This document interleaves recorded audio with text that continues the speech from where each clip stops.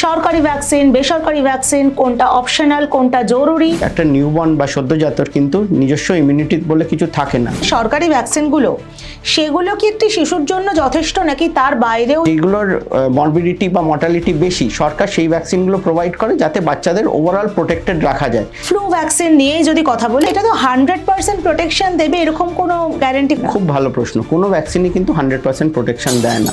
আমাদের সময় তো এত ভ্যাকসিন ছিল না, আমরা তো এত ভ্যাকসিন নিইনি, আমার ছেলে মেয়েও নেয়নি। ডায়রিয়াটা হয়তো প্রিভেন্ট করতে পারবে না, কিন্তু ডেফিনেটলি হসপিটালাইজেশন এবং তার সিভিয়ার মরবিডিটি এবং যে মৃত্যু পর্যন্ত হয়। ভ্যাকসিন নিলে ব্যথা, জ্বর, মানে এটা তো বাচ্চার কে আরো দুর্বল করে দিচ্ছে। Today's pain tomorrow's gain. কোনো ভ্যাকসিন মিস হলো বা দেয়া হলো না, সে কি হার্ড ইমিউনিটি সুবিধা পাবে? পালস পোলিও প্রোগ্রামটা সারা দেশে একই দিনে ভ্যাকসিন সব বাচ্চাদের দেওয়া হয়, যাতে সমস্ত বাচ্চা একই সঙ্গে ভ্যাকসিনেটেড হয়। এমএমআর ভ্যাকসিনের সঙ্গে অটিজমের সরাসরি সম্পর্ক রয়েছে বলে কিছু স্টাডি রয়েছে। আজকের এই রোগ, অসুখ, মহামারীতে ভরা পৃথিবীতে একটা সন্তানের জন্ম হওয়ার পর মা বাবার সবার প্রথম মনে হয় সঠিক ভ্যাকসিনেশন সে পাচ্ছে তো, পাবে তো। সরকারি ভ্যাকসিন, বেসরকারি ভ্যাকসিন, কোনটা অপশনাল, কোনটা জরুরি, কোনটা আবার না নিলেও হয়, নানা রকম সংশয় দ্বিধা থেকেই থাকে। তবে সঠিক তথ্য জেনে রাখা সবসময়ই ভালো, কারণ ভুল হয়ে গেলে, কোনো ভুল তথ্য মিললে সেই দায় কিন্তু, সেই সমস্যা কিন্তু ছোট্ট শিশুটিকেই পোহাতে হয়। তাই সঠিক সময়ে সঠিক তথ্য এবং সঠিক ভ্যাকসিন, এই নিয়ে দ্য ওয়ার্ল্ড আরোগ্য নতুন পডকাস্টে আজ আমি তিয়াস। আমার সঙ্গে রয়েছেন বিশিষ্ট শিশুরোগ বিশেষজ্ঞ, অ্যাপোলো হাসপাতালের ডক্টর অভিষেক পোদ্দার। নমস্কার। ওয়ার্ল্ড আরোগ্যতে আপনাকে স্বাগত। Thank you. আজ আমরা ঠিক ভুল ভ্যাকসিন জানবো।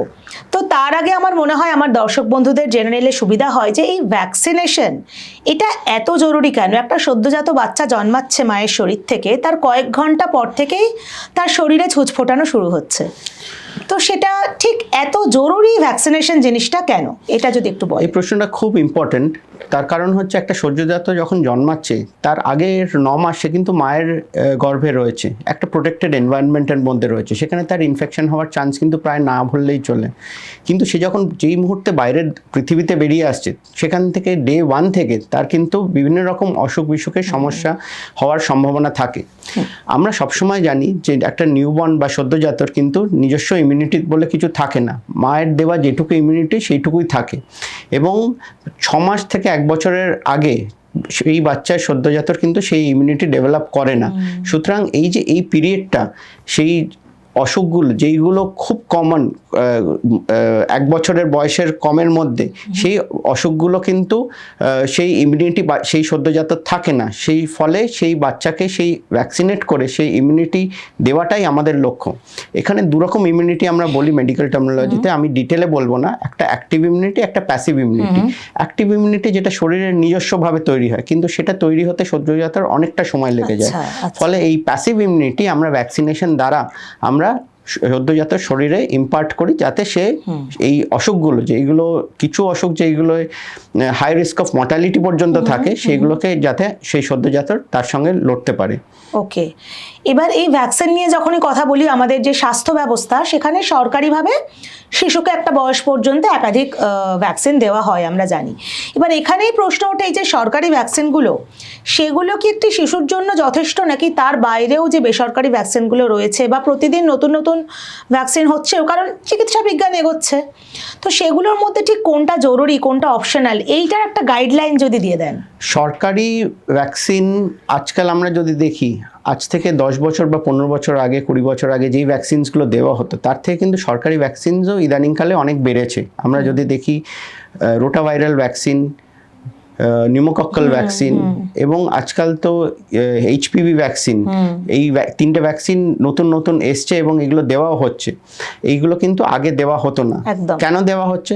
কারণ নিশ্চয়ই এই রোগের যে প্রকোপ, এটাতে দেখা যাচ্ছে যে এতে মরবিডিটি এবং মর্টালিটি দুটোই একটা সদ্যজাতর ক্ষেত্রে এবং ছোট বাচ্চাদের ক্ষেত্রে, লেস দেন 5 ইয়ার্সের ক্ষেত্রে এটার পরিমাণটা বেশ বেশি আমাদের দেশে।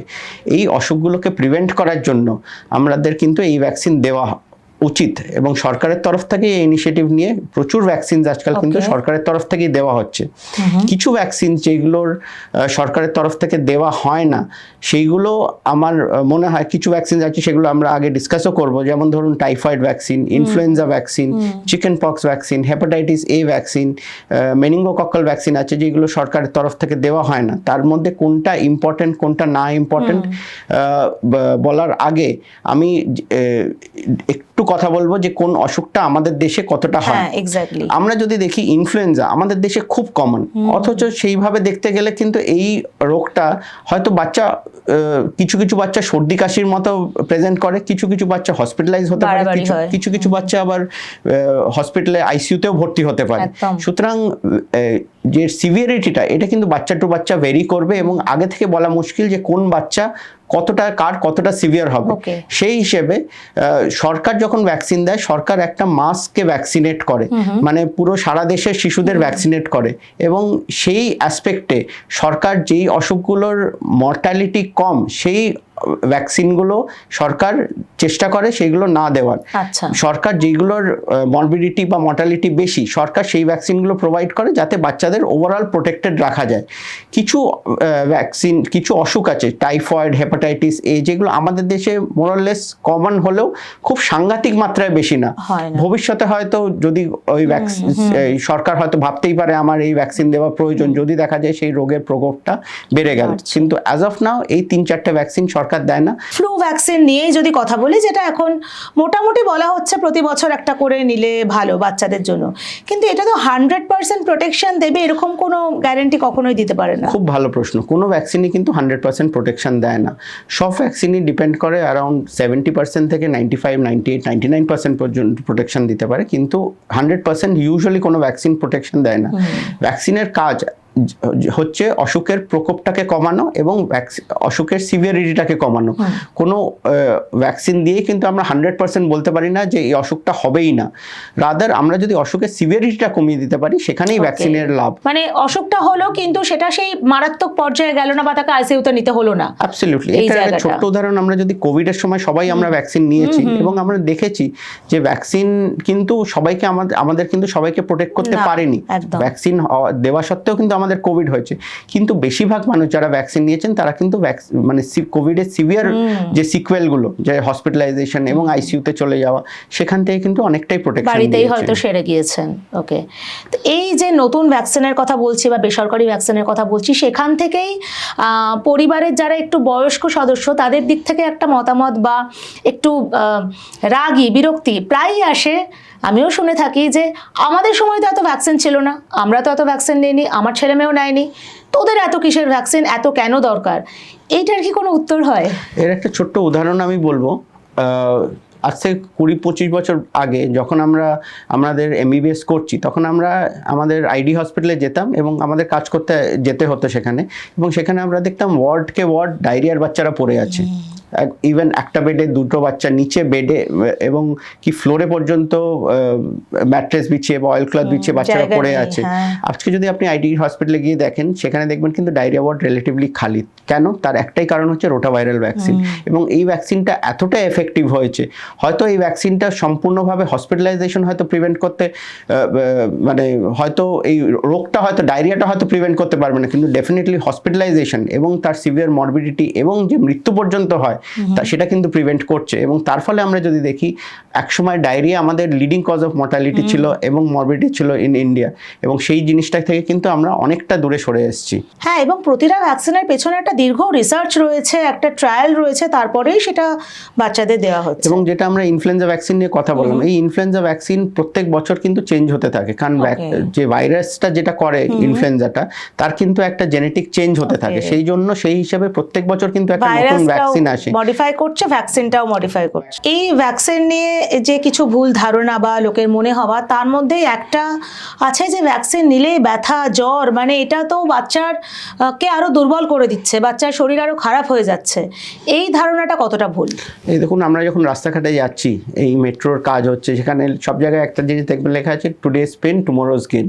সুতরাং একই জিনিস আমরা বলতে পারি, যদি আমরা কখনো একটা ভ্যাকসিন দিচ্ছি, একটা ভ্যাকসিন যখন শরীরে ঢুকছে, সেটা কি ঢুকছে? একটা ভাইরাস ভাইরাস বা ব্যাকটেরিয়া ইনঅ্যাক্টিভেটেড ফর্মে বা লাইভ ফর্মে এটাই তো ঢুকছে, এবং এটা যখন শরীরে ঢুকছে শরীর তাকে রেকগনাইজ করছে একজন অ্যাজ আ ফরেন প্যাথোজেন, একটা বিদেশি জিনিস আমার শরীরে ঢুকেছে, বডি সেটার অ্যাগেনস্টে একটা ইমিউনিটি তৈরি করার চেষ্টা করছে, সেটার অ্যাগেনস্টেই ওই জন্য জ্বরটা আসছে, বডি রিয়াক্ট করছে, সেটার জন্য কারো কারো জ্বর আসে, কারো কারো হালকা একটা ভেতর থেকে ইরিটেশন হয়। সবসময় যে জ্বর আসবে সেটা না, আবার জ্বর যে আসলেই মানে খারাপ বা ভালো কোনোটাই সেইভাবে বলা উচিত না, কিন্তু আসতে পারে, যে কোনো ভ্যাকসিনে একটা জ্বর আসলেও আসতে পারে। যেমন ধরুন এর মধ্যে অনেকের ব্যাপার আছে একটা পেনলেস বা পেনফুল ভ্যাকসিন, যে পেনফুল ভ্যাকসিনে জ্বর অনেকটা বেশি আসে। আমার এটা ইনফ্যাক্ট আমি জানতে চাইতাম যে পেনলেস ভ্যাকসিনটা কি এবং সত্যি কি পেন হয় না, আর আরেকটা ধারণা পেনলেস ভ্যাকসিনের কাজও কম হচ্ছে, এমনটা কি? না, এখন কিন্তু রিসার্চ মোটামুটি দেখিয়েছে যে পেনলেস এবং পেনফুল ভ্যাকসিন মোটামুটি কিন্তু 19-20 মোটামুটি একই রকম কাজ দেয়। পেনলেস ভ্যাকসিন দিলে যেটা সুবিধে হয় সেটা হচ্ছে ভ্যাকসিনটা দেওয়ার পর আমরা যে পেনফুল ভ্যাকসিনটা যখনই দিই তখন দেখবেন বাচ্চা যেই জায়গাটা ভ্যাকসিন দেওয়া হয়ে গেছে সেই জায়গাটা লাল হয়ে আছে, ব্যথা হচ্ছে, জ্বর আসছে, এবং 2 থেকে 3 দিন বাচ্চা প্রচণ্ড কাঁদছে, এবং এতটা যে জ্বর আসছে সেটার জন্য বাবা মার অনেক সময় ওয়ারিড থাকে। সেই জিনিসটাই প্রিভেন্ট করার জন্য পেনলেস ভ্যাকসিনটা দেওয়া হয়। পেনলেস মানে কি পেন হবে না? না, অতি অবশ্যই ছুঁচ ফুটিয়ে তো ভ্যাকসিন দিতে গেলে পেন হবেই, এবং ভ্যাকসিনের যে কম্পোনেন্টটা দেওয়া হচ্ছে বা শরীরের ভেতর ঢুকছে সেটা ইরিটেশনটা কম করছে, সেটার জন্য সেটাকে পেনলেস বা লেস ইরিটেশন ওলা ভ্যাকসিন বলা হয়। সেই জন্যই সেটাতে জ্বর আসার চান্সটা অনেক কম। ওকে, আচ্ছা, এই যে সরকারি ভ্যাকসিন আর বেসরকারি ভ্যাকসিন যারা দু রকমই নিচ্ছেন, তো আমরা দেখে থাকি কি সরকারি ভ্যাকসিনগুলো যেগুলো 1.5 মাসে 9 মাসে ধাপে ধাপে, তো এক এক দিনে 4-5টা করে ভাইরাসের লিস্ট থাকে। তো স্বাস্থ্যকেন্দ্র গেলে সেখানকার দিদি যিনি রয়েছেন তিনি একসঙ্গে একটা ডান হাতে একটা বাঁ হাতে একটা ডান পায়ে বাঁ পায়ে করে মিলিয়ে মিশিয়ে দিয়ে দেন ভ্যাকসিনগুলো। বেসরকারি ভ্যাকসিনগুলোর ক্ষেত্রে আমরা প্রায়ই দেখি ডক্টর বলেন যে এইটা এই মাসে নিন, পরের মাসে পরেরটা নিন, একসঙ্গে দুটো দেবো না। তো এটা কি কোনো মানে যুক্তি রয়েছে, একসাথে দিলে কাজ করবে না, না দিলে কাজ করবে, ঠিক কেন? সরকারি জায়গায় যেহেতু আমাদের দেশের জনসংখ্যা অত্যন্ত বেশি, এবং সরকার যেটা চেষ্টা করে একই সিটিংয়ে যখন একটি বাচ্চা আসবে তাকে যাতে ম্যাক্সিমাম অ্যামাউন্ট অফ ভ্যাকসিন দিয়ে দেওয়া হয়, যাতে কোনো কারণে সে যদি পরের বারটা না আসতে পারে। কারণ আমাদের এটা মনে রাখতে হবে যে বাচ্চাটা কিন্তু শুধুমাত্র আমাদের কলকাতার কথা ভাবলে চলবে না, দূর দূরান্তে ডিস্ট্রিক্ট লেভেলে গ্রামের লেভেলে যারা ভ্যাকসিন নিতে যায় তারা দূর দূরান্ত থেকে ভ্যাকসিন নিতে যায়, ঘন স্বাস্থ্যকেন্দ্রে যাওয়া একদমই সম্ভব না, অনেক রকম লজিস্টিক ইস্যুস থাকতে পারে, কেউ ভুলে গেছে, কারো কার্ড হারিয়ে গেছে। সেই জন্য যখনই একটা সরকার নির্ধারণ করে, যখনই একটা ডেট আসে তখনই যাতে অনেকগুলো ভ্যাকসিন একসঙ্গে যাতে দিয়ে দেওয়া হয়, যাতে ভ্যাকসিন থেকে ফল আউট মানে সে ভুলে গেল পরের ভ্যাকসিনটা নিতে গেল না সেটা যাতে না হয়। সেদিক থেকে প্রাইভেট স্বাস্থ্য ব্যবস্থায় আমরা অনেক সময় বলি যে একই দিনে 2টোর বেশি ভ্যাকসিন না দিয়ে তারপরের 28 ডেজের গ্যাপে পর নেক্সট ভ্যাকসিনটা দেওয়া, মানে সেটাই আদর্শ, কিন্তু সরকারিভাবে সেটা হয়তো সবসময় সম্ভব হয়ে ওঠে না। আচ্ছা ডাক্তারবাবু, যেসব শিশুরা ধরুন প্রিটার্ম ডেলিভারি হয়েছে বা কোনো কনজেনিটাল সমস্যা নিয়ে জন্মেছে, যারা একটু আরো বেশি সেনসিটিভ, তো তাদের ক্ষেত্রে ভ্যাকসিনেশন কি একই হয় না তাদের জন্য আলাদা কোনো গাইডলাইন রয়েছে? জিনিসটা যেটা আমি বললাম, একটা প্রিটার্ম মানে হচ্ছে সে যখন সদ্যজাত হিসেবে মায়ের গর্ভ থেকে বেরোচ্ছে তারও কিন্তু তার ইমিউনিটি রাদার আরও কম, সুতরাং তার কিন্তু অসুখ হওয়ার চান্স সিমিলারলি একই রকম বা আরও বেশি, একটি অন্য নর্মাল টার্ম সদ্যজাত হচ্ছে, সুতরাং তাকেও ভ্যাকসিনেট করতে হবে এবং ঠিক সময় ভ্যাকসিনেট করতে হবে। এতে আমরা বাচ্চার যে ক্রোনোলজিক্যাল এজ সেই বয়স অনুপাতেই ভ্যাকসিন করি, আমরা কিন্তু ওয়েট করি না। এর আগে ইউজুয়ালি ফলো করা হতো যে বিসিজি ভ্যাকসিন বা হেপাটাইটিস বি ভ্যাকসিনের ক্ষেত্রে একটু পরে দেওয়া, 1 মাসের পরে বা 2 কিলোর ওপর ওজন হয়ে গেলে দেওয়া, কিন্তু ইদানিং সেই গাইডলাইন্সটা উঠে গেছে এবং আজকাল বলছে অ্যাট হসপিটাল ডিসচার্জ, বাচ্চা যখনই হসপিটাল থেকে ডিসচার্জ যাবে তখনই যাতে ভ্যাকসিনগুলো দিয়ে দেওয়া হয়, সে যেই বয়সেরই বাচ্চা হোক। তো এখন এই ভ্যাকসিনেশনটা তো মাস ভ্যাকসিনেশন সারা দেশে হচ্ছে যেমনটা আপনি বললেন, তো আমরা এই ভ্যাকসিনেশন যখনই মাস হয় তো একটা শব্দ আমরা কোভিডের সময় শুনেছিলাম হার্ড ইমিউনিটি, তো বাচ্চাদের ক্ষেত্রে কি এটা সত্য, মানে কোনো ভ্যাকসিন মিস হলো বা দেয়া হলো না সে কি হার্ড ইমিউনিটির সুবিধা পাবে? খুব ইম্পর্টেন্ট কনসেপ্ট এবং খুব দরকারি কথা। তার মানে এই নয় যে আমি ভ্যাকসিনটা জেনে বুঝে নিলাম না কারণ আশেপাশের যারা বাচ্চা আছে তারা সবাই ভ্যাকসিনেটেড, ওই জন্য আমি প্রোটেক্টেড হয়ে গেলাম। আমাকেও চেষ্টা করতে হবে ভ্যাকসিনটা নেওয়ার, কারণ একটা কমিউনিটিতে ডিপেন্ডিং অন কোন ভ্যাকসিনের এগেনস্টে আমি ভ্যাকসিনেট করছি, যদি আমি 90 to 95% ভ্যাকসিনেশন করতে পারি সেই কমিউনিটিতে, তাহলে দেখা গেছে যে বেশিরভাগ অসুখের এগেনস্টে সেই একটা হার্ড ইমিউনিটি আমি প্রোভাইড করতে পারবো। তার মানে হচ্ছে যেই বাচ্চারা ভ্যাকসিনেটেড তাদেরকে দেওয়া ভ্যাকসিনের ফলে যারা ভ্যাকসিনেটেড হলো না তাদের মধ্যে ওই ভ্যাকসিন ভাইরাসটা স্প্রেড করে এবং ছাড়াও সে ইমিউনিটিটা পায়। স্পেসিফিক্যালি পোলিওর ক্ষেত্রে এটা আরো বেশি দরকারি। সেই জন্য একটা কনসেপ্ট আছে যেটা হচ্ছে আমরা যদি দেখি পালস পোলিও প্রোগ্রামটা সারা দেশে একই দিনে ভ্যাকসিন সব বাচ্চাদের দেওয়া হয় যাতে সমস্ত বাচ্চা একই সঙ্গে ভ্যাকসিনেটেড হয় এবং যাতে খারাপ যে ভাইরাসটা যেটা ওয়াইল্ড পোলিও ভাইরাস সেটা যাতে এক্সক্রিটেড হয়ে বেরিয়ে যায় এবং ভ্যাকসিন ভাইরাস দিয়ে যাতে রিপ্লেসড হয়।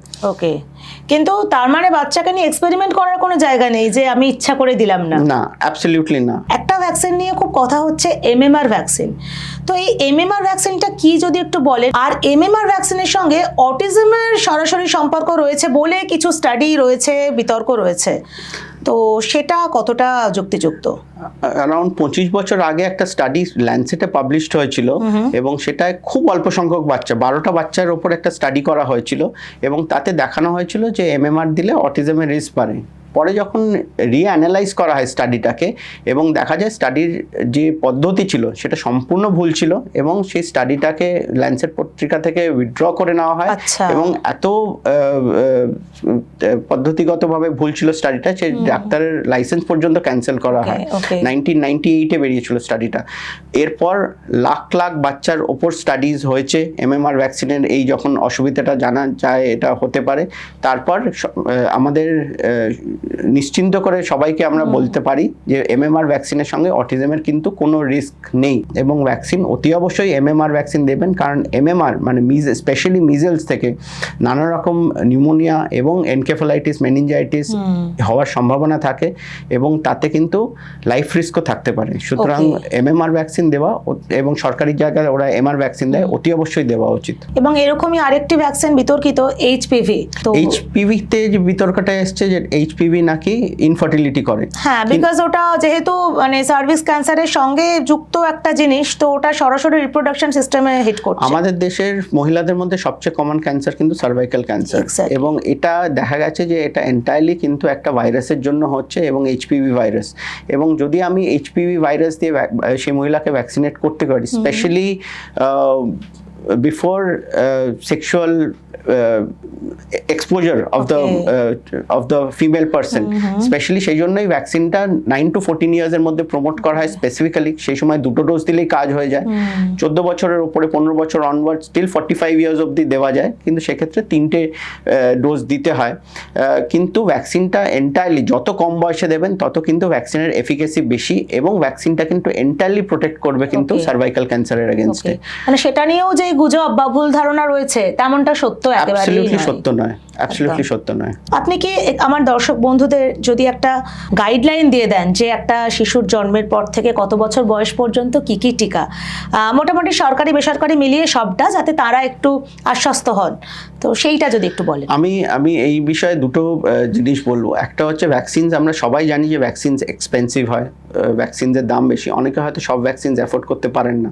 আমি তাদের হাত জোর করে অনুরোধ করবো অ্যাটলিস্ট সরকারি স্বাস্থ্য ব্যবস্থায় গিয়ে আপনারা সরকার মোটামুটি সমস্ত ভ্যাকসিনস 80% ভ্যাকসিনস দেন, সেই ভ্যাকসিনসগুলো কিন্তু অতি অবশ্যই নেবেন এবং সেই ভ্যাকসিনগুলো আমরা জন্ম থেকেই শুরু করে দেওয়া হয়। যদি আপনি দেখেন আপনার হসপিটাল ডিসচার্জের সময় থেকেই 3টে vaccine, oral polio vaccine, hepatitis B এবং বিসিজি ভ্যাকসিন দেওয়া হয়।